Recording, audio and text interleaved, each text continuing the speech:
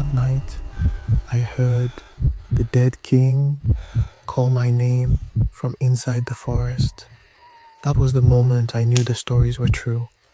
I grew up in a village close to an old broken palace. Nobody lived there anymore. The elders always warned us about the wicked king who once ruled from that palace.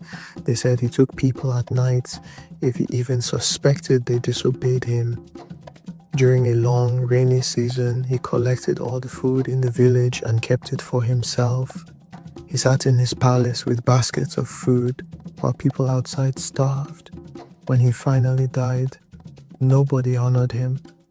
Villagers carried his body deep into the forest. They buried him in a quiet place they later named No Return Corner. Hunters said the forest changed after that. Something felt wrong.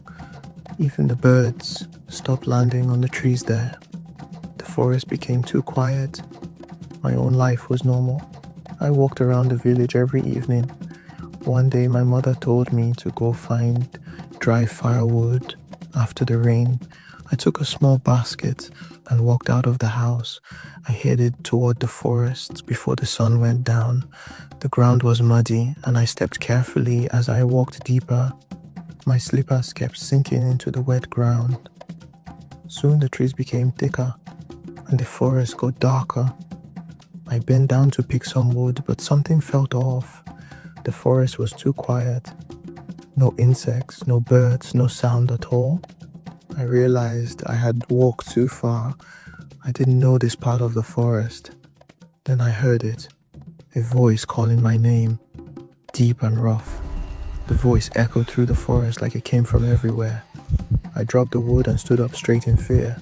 The forest seemed to darken as the voice called again, louder.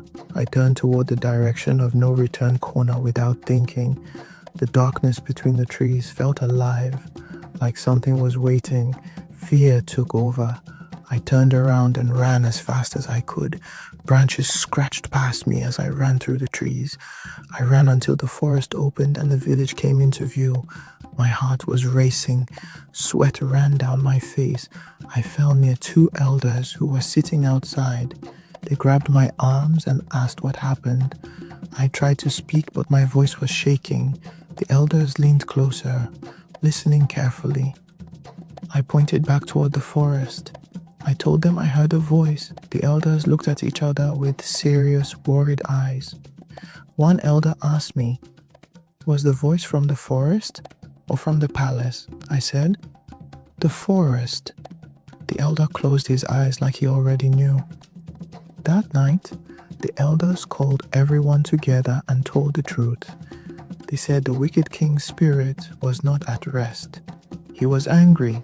They said he still called out names, trying to gather followers.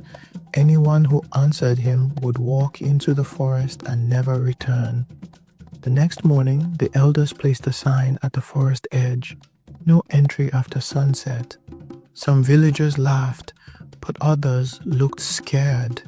That night I could not sleep. The sound of the forest stayed in my head. Outside, the wind made the trees move in a strange way. I looked toward the forest through my window. It felt like something watched back.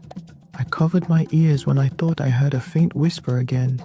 From then on, I never went near the forest at sunset, because late at night, deep inside those trees, the wicked king still calls names.